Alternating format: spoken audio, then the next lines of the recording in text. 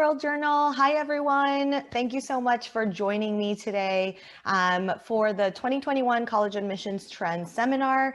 During our seminar today, we're going to dive into the 2021 case studies of students and what they did and what the trends look like this year. So thank you so much for World Journal for inviting us to be a part of this college fair and workshop this season. And yeah, let's go ahead and get started.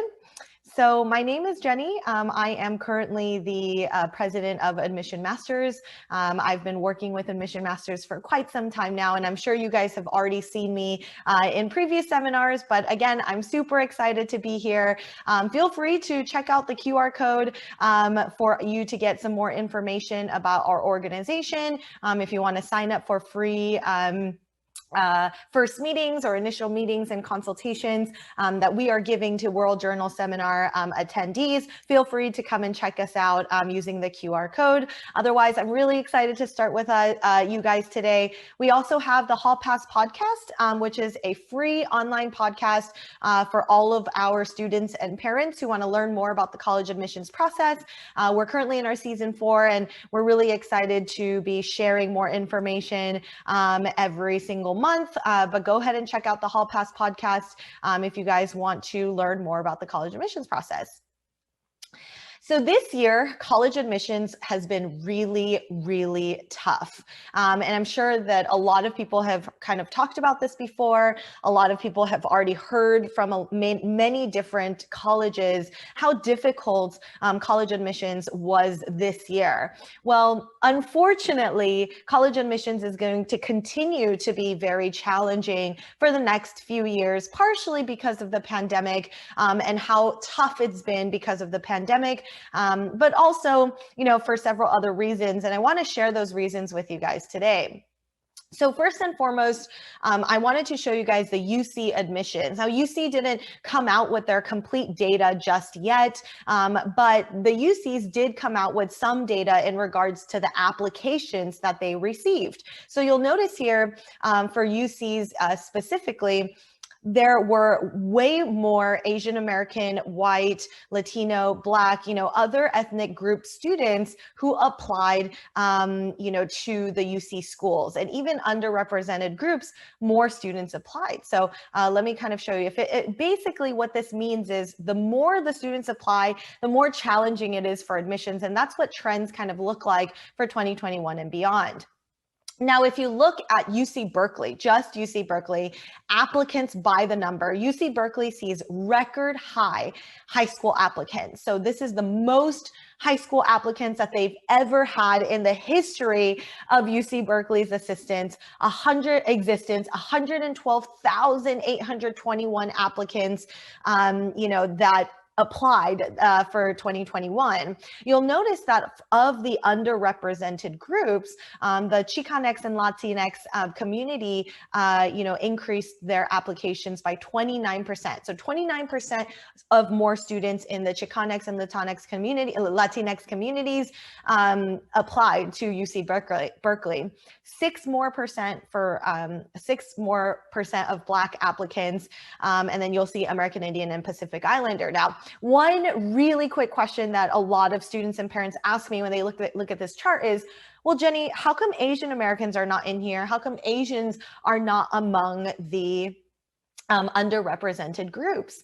And there's at the end of the day, we should be maybe underrepresented. We are considered to be minorities, but a lot of times when colleges do take a look at the numbers of applicants, they kind of just focus on these underrepresented groups specifically. So I mentioned this, and I'm going to mention this again, but that just means that things are going to be more competitive for Asian American applicants and Asian applicants altogether overall. And that's kind of one of the things that I really wanted to hit today, is to talk about, why it's becoming more difficult for Asian students in particular, and what do Asian students need to do in order to be more competitive? What do Asian students need to do to stand out and be more unique? So I'll talk about that towards the end of our seminar today. But again, just to look at some of these trends, first of all, record high number of applicants, record number of underrepresented groups applying to college, which is amazing, but also at the same time, makes it very challenging for Asian American students as well. So let's dive into this a little bit more. So these are also applications by the number, and I just want to kind of highlight a few numbers here. So if you look at, for example, maybe Harvard or MIT or Yale, you'll see that, before in 2021, about 10,000 in 2020, about 6,000 students applied to Harvard. In 2021, 10,000 students applied to Harvard early. So that's a huge increase in numbers. Now, with that being said, you'll also notice that, hey, but maybe this isn't necessarily for every single school, which that's true. You'll notice for schools like Johns Hopkins over here, their numbers didn't increase that much. You'll also notice, for schools like MIT, 9,000 in 2020 number of applicants, 15,000 in 2021. So almost 6,000 more applicants who applied in 2021 this year compared to last year. You'll also see Columbia here had a bit of an increase. Yale had a bit of an increase, but then you'll see some of these other schools that didn't, increase too much in terms of early. But you'll see a lot of these early action schools where you don't have to commit to the school, right? You know that for early, there's early decision and there's early action. Well, Harvard and MIT are early action. Harvard is restrictive, but MIT's early action. These early action schools did see a huge increase in applications. So what do you need to know about next year? I would highly recommend, which I'm telling my students right now too, but I would highly recommend that you apply to colleges, if it is your top choice school or even in your top 5, to do early decision. Doing early decision, you can see with UPenn or Johns Hopkins or Duke, these schools with early decision programs where you are binded. And if you get accepted, you have to go no matter what. For these schools, there's actually a lot less applicants applying, which means that your chances of getting in would be higher, but also because it is binding, your chances would increase anyway. So taking a look at these applications by the numbers, it's really important to recognize the differences between what types of schools are seeing more applicants versus the ones that are not. So then we'll look at the acceptance rates for early. So this is just for early, people who submitted November 1st and then found out December 15th or later. This is just for those applicants. So you'll see here for Harvard in 2020, they had 13.9%, 2019, 13.4% acceptance rate for early. This year, 7.4% acceptance for early, but that makes sense. You guys saw in the previous slide that there were more students that applied. They have the same number of students that they can pretty much accept every year. So of course, the acceptance rate is going to look a lot lower. Let's look at MIT. Last year and the year before, 2020 and 2019, 7.4% acceptance rate for early. This year, 4.8% for acceptance rate early. So again, more applicants just means more less of a chance of getting accepted. More applicants, more competition. But even schools that have early decision still saw a decline in the number of acceptances. So Johns Hopkins, last year, 28% acceptance rate for early decision. This year, 19% acceptance rate for early decision, right? So still you'll see that there is, a decrease. Some are a lot more drastic in terms of their changes, but you'll see that it's becoming more challenging. Now, of course, a lot of people are like, but why, Jenny? Why is it more challenging? Why is this happening, right? Well, like I said earlier, more people are applying. When more people apply, there's less of a chance of getting accepted. And we can talk about why more people apply in a minute. One of the things that you guys know for sure why people apply more is because a lot of colleges, due to the pandemic, are going test optional and test blind, which means they're not looking at your SAT or ACT score, or they're saying, hey, it's optional for you to submit your SAT or ACT score. You don't have to submit it. And when that happens, students who have pretty decent GPAs, students who have pretty good academic records at school will more than likely try to apply to some of these colleges. So some students in the past, they were like, you know what, I'm not really good at the SAT or ACT. I have a pretty good GPA, but there's no way I can apply to Harvard because they're looking for SAT scores of 1550 and 1560. But now that Harvard and a lot of the Ivy Leagues went test optional or test blind, students who have pretty good grades are like, hey, I don't need a test score. Might as well throw in my application to Harvard and see what happens. And you know what? A lot of those students are getting accepted. Now that some of these Ivy League schools do not have to look at your test scores, they're focusing their attention on other areas to get to know you as a student. Now that they don't have the SAT or ACT to say, okay, the student doesn't have a good enough SAT or ACT score to get accepted into our program, now that they don't look at that as much, they're looking at other things like teacher recommendations. They're looking at your essays a lot more carefully. They're looking at your extracurricular activities a little bit more in depth, right? They're thinking about what type of students that they want to bring that are going to add value to their class and their school based on information outside of SAT and ACT. And unfortunately, there's many students who have that, right? There are athletes that couldn't study for the SAT or ACT before.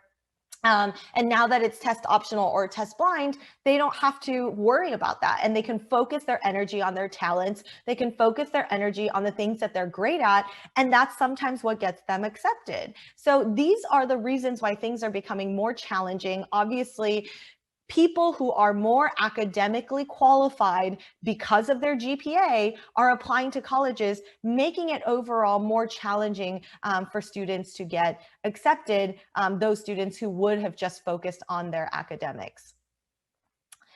I also want to show you a little bit about Harvard. So Harvard, came out with an article that said they saw their lowest historic record on lowest acceptance rate this year of 3.4%.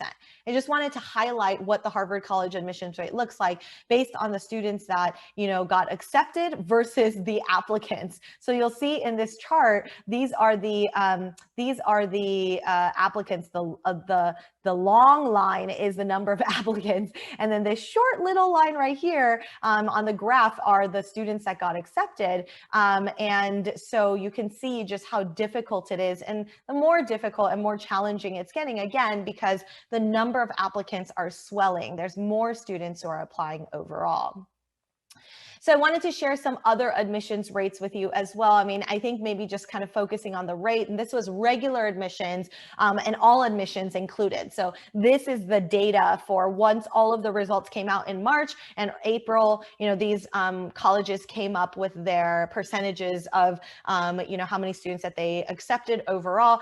And you'll notice like even some of these schools that had pretty high acceptance rates before, their acceptance rates have gone down a lot. So you'll notice even schools like Dartmouth is hitting 6%, Columbia hit 4% this year for acceptance rate, which is very low. Emory hit 13%, which is also fairly low from previous years. You'll see some of these other colleges that normally would have had a little bit of a higher acceptance rate have much lower acceptance rate. Vanderbilt hit 7% this year, which is very low for them. Yale 5%, Williams 8%, right? Some of these colleges that you would have assumed to have a little bit of a higher acceptance rate ended up having lower acceptance rate. But the thing is that I really want to share a little bit later is that not all colleges saw these changes, right? So I'll explain that to you a little bit more. One of the other admissions trends that we're seeing this year is actually wait lists. There's much more wait lists, students being putting on the wait list, more colleges using the wait list. So they saw 80% more students on wait lists across the nation. So a lot of students who were on the wait list for UCLA, UC Berkeley, a lot of the UCs. I've seen students on wait lists for other colleges. And, students ask me, well, what are the chances of me getting off the wait list this year? And honestly, I would say that wait lists are still very challenging in terms of getting off the wait list. But the reason why colleges are using more wait lists is because there's more students applying. They have to protect their yield. So a yield means the number of applicants that they accept and the number of applicants that actually come to the college. So they want to make sure that they protect that and that enough students come to their college this year, right? Or else they would kind of lose money, right? And so it's important for them to consider that. So they're putting a lot of people on the wait list so that they're protecting themselves from not having enough students come to their school, as they saw last year. So last year was in the middle of the pandemic. A lot of students decided to take gap years, which is 1 year in between high school and college, where they didn't go to college and they said, hey, I'll start next year because of the pandemic. And they're like, well, I don't want to do my first year of college at home. I don't want to pay full tuition to have to be at home. I don't want my first year of college experience to be, at home. And so even some of my students ended up taking gap years, which is another reason why acceptance rates might have been lower this year, because they have spots saved for students who were accepted last year, but decided to take a gap year. So they have less students who they can accept the upcoming year. So that's another thing that we can consider. But waitlists are something that are going to be more used more often, especially in the upcoming years as well.